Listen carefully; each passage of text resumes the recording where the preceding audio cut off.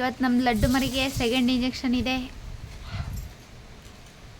ನಾಯಿ ಮರಿ, ಯಾವುದೇ ನಾಯಿ ಮರಿ ಕಚ್ಚಿದ್ರು ಇದಕ್ಕೇನು ಆಗಬಾರ್ದು ಅನ್ನೋ ಥರ ಇಂಜೆಕ್ಷನ್ ಒಂದು. ಯಾವ ಮನುಷ್ಯರು ಕಚ್ಚಿದ್ರು ಯಾವ ಮನುಷ್ಯರಿಗೆ ಏನಾಗಬಾರ್ದು ಅಂತ ಇಂಜೆಕ್ಷನ್ನು. ಇವನ್ ಜೀವನನೇ ಚಂದ, ತಿನ್ನೋದು ಮಲಗೋದು, ಯಾರ ಬಂದರೆ ಬಗ್ಳೋದು. ಫುಲ್ ಕಷ್ಟ. ಯಾಕೆ ಅಂತ ಅಂದರೆ ಅಡುಗೆ ಮಾಡಬೇಕು, ಕಸ ತೊಳಿಬೇಕು, ಪಾತ್ರೆ ತೊಳಿಬೇಕು. ಎಲ್ಲರೂ ಮುಂಚೆ ಮಾಡಿರ್ತಾರೆ ನಮ್ಮ ಅಮ್ಮದಿರೆಲ್ಲ. ಆದರೆ ನಮಗೆ ಈಗ ನಮಗೆ ಜವಾಬ್ದಾರಿ ಕೊಟ್ಟಾದ್ಮೇಲೆ ಅನಿಸುತ್ತೆ ನಾವಿನ್ನೂ ಚಿಕ್ಕವರೇ ಆಗಿರ್ಬೇಕು ಅಂತ. ಆದರೆ ಒಂದೊಂದ್ಸಲ ಫೀಲ್ ಆಯ್ತದೆ ದೊಡ್ಡರಾಗಿರೋದು ಒಂಥರ ಚಂದ, ಚಿಕ್ಕವರಾಗಿದ್ದಾಗಲೂ ಒಂಥರ ಚಂದ. ಒಟ್ಟಿನಲ್ಲಿ ಎಲ್ಲ ಜೀವನದಲ್ಲಿ ಎಲ್ಲ ಥರದನ್ನೂ ಫೀಲ್ ಮಾಡ್ಕೊಂಡು ಎಂಜಾಯ್ ಮಾಡ್ಕೊಂಡು ಹೋಗ್ತಿದ್ದೀವಿ. ಆಗೋದೆಲ್ಲ ಒಳ್ಳೇದಕ್ಕೆ ಅಂತ ಅಂದ್ಕೊಂಡಿರೋಳು ನಾನು.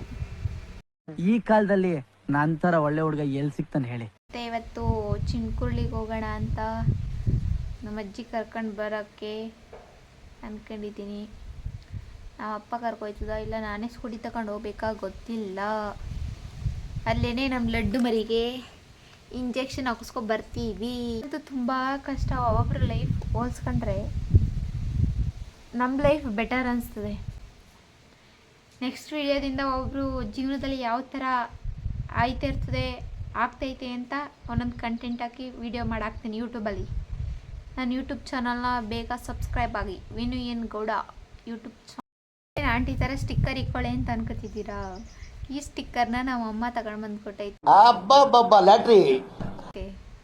ನನಗೆ ಸ್ಟಿಕ್ಕರ್ಸ್ ಅಂದರೆ ಇಷ್ಟ, ಅದಕ್ಕೆ ನಮ್ಮ ಅಮ್ಮ ತಗೊಂಡು ಬಂದು ಕೊಟ್ಟೈತೆ. ಅದಕ್ಕೆ ಹಾಕೊಂಡಿದ್ದೀನಿ ನಮ್ಮ ಅಮ್ಮ ಖುಷಿಗೋಸ್ಕರ. ಓಕೆನಾ? ನೀವು ನೋಡ್ದಾರ ಅನ್ಕೋತಾ ಇರ್ತೀರಿ ಇವಳು ಏನು ಮನೆಯಲ್ಲಿ ಇಷ್ಟೊಂದು ಹುಚ್ಚಿ ಹಂಗೆ ಕಾಣಿಸ್ತಾವಳೆ ಅಂತ. ವಿಡಿಯೋದಲ್ಲಿ ಮಾತ್ರ ಹಂಗೆ ಕಾಣಿಸ್ತಾಳೆ, ಈ ಥರ ಮಾತ್ರ ಹಿಂಗೋಳೆ ಅಂತ. ನನ್ನ ಮಕ್ಕನೂ ತೊಳೆದಿಲ್ಲ, ತಲೆನೂ ಬಾಚಿಲ್ಲ, ಸೊ ಅದಕ್ಕೆ ಈ ಥರ ಕಾಣ್ತಾ ಇದ್ದೀನಿ. ಸ್ಟಿಕ್ಕರ್ ನೆನ್ನೆ ಇಕ್ಕಿರೋದ್ರಿಂದ ಬಿದ್ದೇ ಇಲ್ಲ. Congratulation brother. ಸ್ನಾನ ಆದಮೇಲೆ ಪೂಜೆ ಮಾಡೋಕ್ಕೆ ಹೋಗಿ ಹೂವು ಕಿತ್ಕೊಂಡು ಬಂದು ಆಮೇಲೆ ಇಲ್ಲ ಫಸ್ಟ್ ನಮ್ಮ ಅಜ್ಜಿ ಕರ್ಕೊಂಡು ಹೋಗ್ಬೇಕು. ಆಮೇಲೆ ಡಿಪ್ರೆಷನ್ ಬಂದು ಸ್ನಾನ ಮಾಡಿ ಆಮೇಲೆ ಹೂವು ಕಿತ್ಕೊಂಡು ಬಂದು ಆಮೇಲೆ ದೇವ್ರಿಗೆ ಹೂವು ಮಾಡಿಸು ಆಮೇಲೆ ಪೂಜೆ ಮಾಡಿ ಅಷ್ಟೊತ್ತಿಗೆ ಸಾಯಂಕಾಲ ಆಯ್ತದೆ. ಇದನ್ನೆಲ್ಲ ಕಣ್ಣಿಂದ ನೋಡಿ ಕಂಗಾಲಾಗ್ಬಿಟ್ಟಿದ್ದೀನಿ. ಬೇಕಣ್ಣ ಈ ಲೋಪರ್ ನನ್ನ ಮಗನ ತಲೆ ಬೇಕೇ ಬೇಕು. ನಾನು ಮಾಡೋ ಅಡುಗೆದು ರೆಸಿಪೀಸ್ ಬೇಕು ಅಂತ ಅಂದರೆ ನಿಮಗೆ ಕಮೆಂಟ್ ಫಾರ್ ದಿ ರೆಸಿಪೀಸ್. ನಾನು ಮಾಡೋ ಅವಾಗೆಲ್ಲ ಅಡುಗೆನ ಫುಲ್ ವಿಡಿಯೋ ಮಾಡ್ಕೊಂಡು, ಆದರೆ ಲೇಟ್ ಆಯ್ತದೆ ನಾನು ಎಡಿಟ್ ಮಾಡೋದೆ ಕಷ್ಟ. ನನಗೆ ಎಡಿಟ್ ಮಾಡೋದೇ ಟೈಮ್ ಆಯ್ತದೆ, ಸೊ ಅದಕ್ಕೆ ಎಡಿಟ್ ಮಾಡೋಕ್ಕಾಗಲ್ಲ. ಮಾತ್ರ ಹಾಕ್ತೀನಿ ಒಂದಲ್ಲ ಒಂದಿನ ಹಾಕ್ತಾನೆ ಇರ್ತೀನಿ. ರೆಸಿಪೀಸ್ ಅಂತ ಕಮೆಂಟ್ ಮಾಡಿ. ನಾನು ಡೈಲಿ ಮಾಡೋದೆಲ್ಲ ವಿಡಿಯೋ ಮಾಡ್ಕೊಂಡು ನೆಕ್ಸ್ಟು ವಿಡಿಯೋ ಅಪ್ಲೋಡ್ ಮಾಡ್ತೀನಿ ಎಡಿಟ್ ಮಾಡಿ. ಬಟ್ ಆದರೆ ನನಗೆ ಅಡುಗೆ ಮಾಡಬೇಕಾದ್ರೆ ಕಾಳು ನೇಮ್ ಗೊತ್ತಿರಲ್ಲ. ಆದರೆ ಈ ಥರ ಕಾಳನ್ನೇ ಹಾಕಬೇಕು ಈ ಥರ ರೆಸಿಪೀಸ್ಗೆ ಅಂತ ನನಗೆ ಗೊತ್ತು. ಆದರೆ ನಾನು ರೈತನ ಮಗಳು, ಆದರೆ ಕಾಳುಗಳ ಹೆಸರು ಗೊತ್ತಿಲ್ಲ. ನನ್ಗಿರೋ ಬುದ್ಧಿವಂತಿಕೆಗೆ ನಾನು ಇಲ್ಲಿ ಹುಟ್ಟಬಾರ್ದು ಕಣ್ಣ. ಮತ್ತೆಲ್ಲಿ ಹುಟ್ಟಬೇಕಾಗಿತ್ತು? ಜಾಪಾನ್ ದೇಶ ಹುಟ್ಟಬೇಕು, ಅಮೆರಿಕಾದ ಅಧ್ಯಕ್ಷ ಆಗ್ಬೇಕು. ಎಲ್ಲ ಅದೃಷ್ಟ ಕೋಟ ಕಣ್ಣ. ನನ್ನ ಮದುವೆ ಮಾಡಿ ಕಳ್ಸೋರೆ, ಆದರೂ ಈ ಹುಡುಗಿಗೆ ಕಾಳುಗಳ ಹೆಸರೇ ಗೊತ್ತಿಲ್ಲ ಅಂತ ಅನ್ಕೊಳಕ್ಕೆ ಹೋಗ್ಬೇಡಿ ಪ್ಲೀಸ್, ಸಮಸ್ಬಿಡಿ. ನನಗೆ ನನ್ನ ಮದುವೆಗಿಂತ ಮುಂಚೆ ಯಾವ ಹುಡುಗಿನೂ ಮಾಡ್ತಿರಲಿಲ್ಲ. ಮದುವೆ ಆದಮೇಲೆ, ಅದು ಈಗ ಕಾಲೇಜ್ ಮುಗಿದ್ಮೇಲೆ 3 ಮಂತ್ಸಿಂದ ಅಡುಗೆ ಮಾಡ್ತಾ ಇರೋದು ನಾನು. ನೆನ್ನೆ ಬಿರಿಯಾನಿ ಮಾಡಿದೆ ಮತ್ತು ಚಾಪ್ಸ್ ಮಾಡಿದೆ, ಸೈಕಾಗಿತ್ತು ಮಾತ್ರ. ನಾನೇನಾದರೂ ಇವತ್ತು ಯಾವತ್ತಾದ್ರೂ ಚಿಕನ್ ಮಾಡಬೇಕಾದ್ರೆ ಅದನ್ನೆಲ್ಲ ಫುಲ್ ವಿಡಿಯೋ ಹಾಕ್ತೀನಿ ನೋಡಿ. ಚಿಕನ್ ಬಿರಿಯಾನಿ ಯಾವ ಥರ ಮಾಡ್ತೀನಿ ನಾನು ಅಂತ, ಆಯಿತಾ?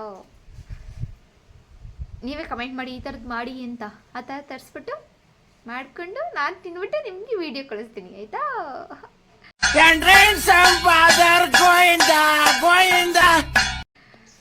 ನೀವು ನನ್ನ ಯೂಟ್ಯೂಬ್ ಚಾನಲ್ನ ಸಬ್ಸ್ಕ್ರೈಬ್ ಆಗಿ, ನನ್ನ ಇನ್ಸ್ಟಾಗ್ರಾಮ್ನ ಫಾಲೋ ಮಾಡ್ಕೊಂಡು, ನಾನು ಹಾಕೋ ಪ್ರಾಡಕ್ಟ್ ಇಷ್ಟ ಆದರೆ ಬೈ ಮಾಡಿ, ಇಲ್ಲ ಅಂದರೆ ಲೈಕ್ ಮಾಡಿ.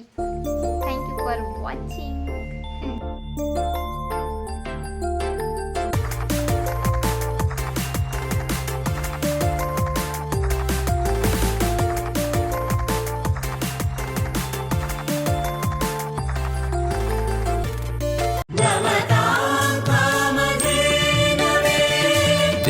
ದೇವಕಿ ನಂದನ ಯಾದವ ಕೃಷ್ಣನ ಭಜಿಸುವ ಶರಣ ಗುರುವೇ ಜಾನಕಿ ರಮಣನ ಶ್ರೀ ಜಯ ರಾಮನ ಪೂಜಿಪ ಹರಿಯ ಮಗುವೇ ದೇವಕಿ ನಂದನ ಯಾದವ ಕೃಷ್ಣನ ಭಜಿಸುವ ಶರಣ ಗುರುವೇ ಜಾನಕಿ ರಮಣನ ಶ್ರೀ ಜಯ ರಾಮ